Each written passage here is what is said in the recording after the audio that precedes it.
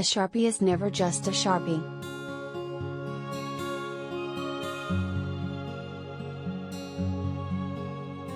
To the new Chef de Cuisine, Carmen Berzatto, Jeremy Allen White, at the original Beef of Chicagoland on the Bear, a Sharpie is an organizer.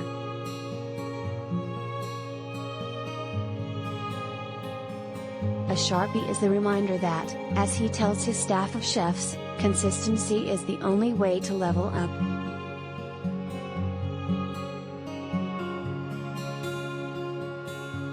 In episode 7, the review, as dupes pour in because Sous Chef Sydney Adamu, Ayo Edebiri, forgets to turn off the pre-order option, Carmy lunges for a Sharpie to order the madness.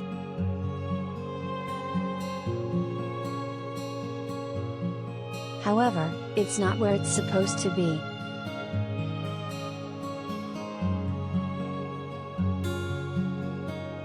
Picture the manic, disobedient, colorized tunnel David Bowman hurtles through in 2001, A Space Odyssey.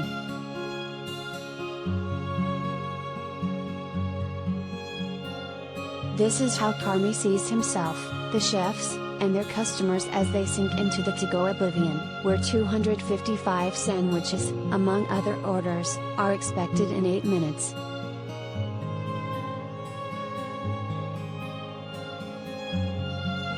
His desperation for a Sharpie escalates with F-bombs.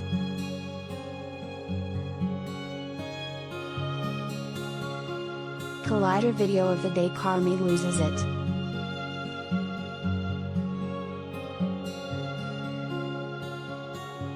He knows you curb chaos by organizing, an order this is not.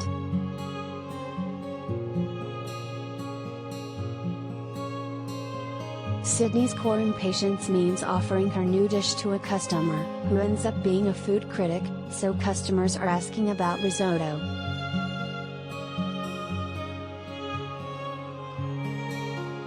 It's messy, Carmy says, and can be fixed but, at the moment, is the cause of contextual chaos.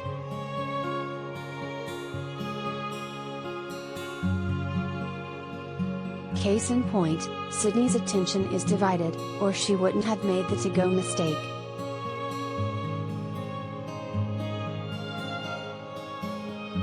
So, the contextual chaos feeds the circumstantial chaos, and vice versa.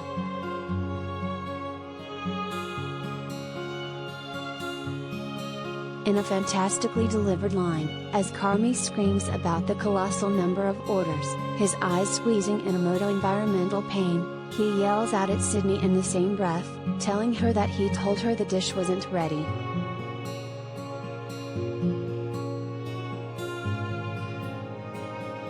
It seems, suddenly, Carmy is a head chef who curses and screams at staff, but his wrath is neither accidental nor unexpected.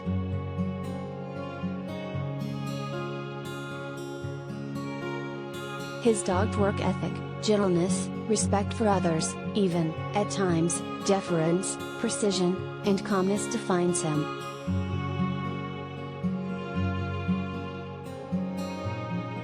In other words, the motivation for his behavior is not an aberration to Carmy's modus operandi, but the behavior itself is a mistake.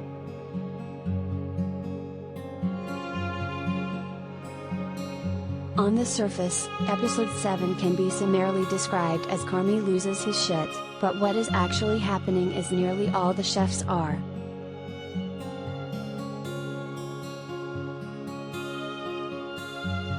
The episode is a breaking point for back-of-the-house dreams, the staff envisioning heights for the restaurant, scaled by facing their reality.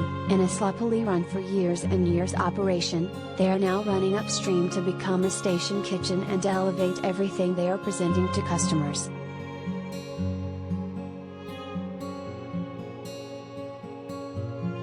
The thing is, they are succeeding.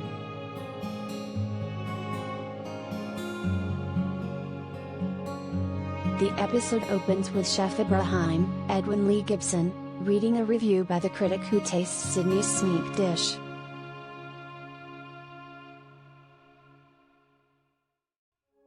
He gives the restaurant 5 stars and calls its sandwiches elevated.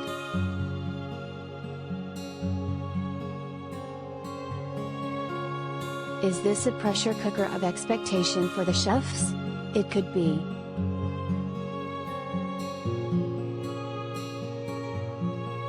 Sydney walks out after Carmy screams at her.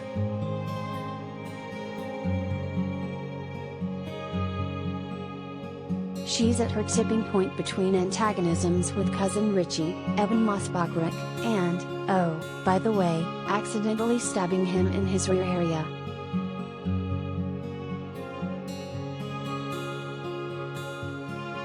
But, really, for Sydney, it is her seeing and feeling the fury of Carmy nakedly, which shocks her into a kind of post-mortem state.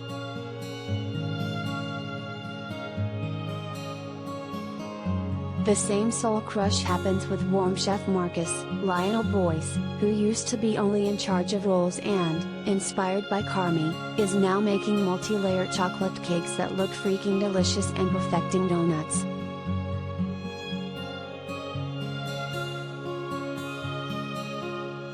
Carmy supports him, which is another tick on his really great boss profile.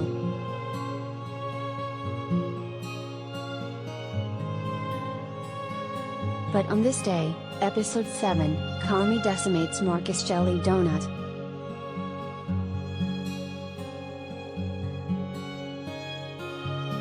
So, Marcus walks out, too, tossing a tray of donuts onto one of the customer tables, as he unties his apron.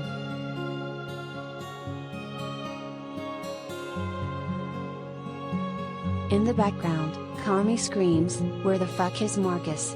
The hurt on Marcus' face is the hurt of someone who has not only been incredibly disrespected, but the hurt of someone who has known that specific person to believe in them.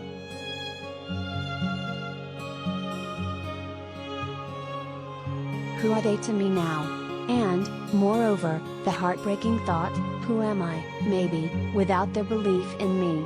Chef Tina, Liza Colon-Zayas, who has worked at the restaurant forever, and loved Mikey, Carmy's brother, played in flashback by John Bernthal, who killed himself and left the restaurant to Carmy, like a son, checks on Sydney, seeing how shaken she is after her interactions with Richie and Carmy.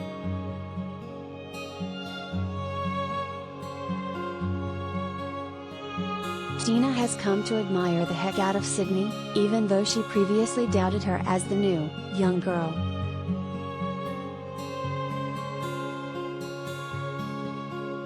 So, people change, or, perhaps, let others grow on them, once they put ego aside.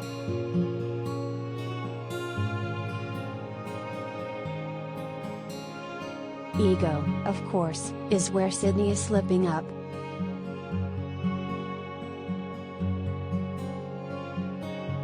Even Richie knows it, revealing a sliver of self-introspection that he never does, while spitting a truth bomb, saying, it isn't his bullshit that messed them up today, but Sydney's.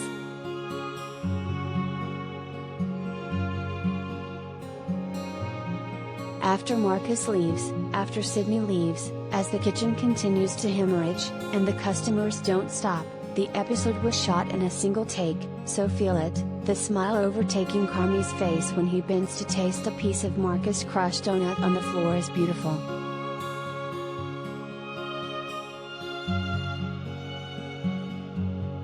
It is real.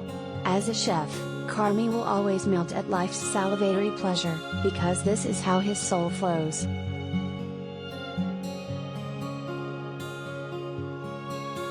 The moment works, as a way of showing an experience of life that is digestible and relatable, because, just as it is Carmy's philosophy that is leading the restaurant's evolution, the show itself is a mind frame more than it is an entertainment piece.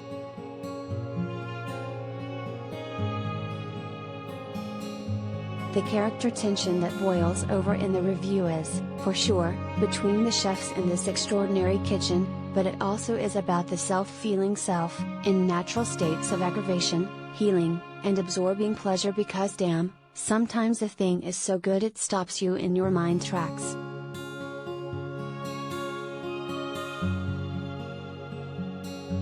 A close-up on the rules and notes pinned to the wall in the back of the house is the last shot of the episode, followed by the show's title flashing, and credits rolling to beeps, as dupes pour in.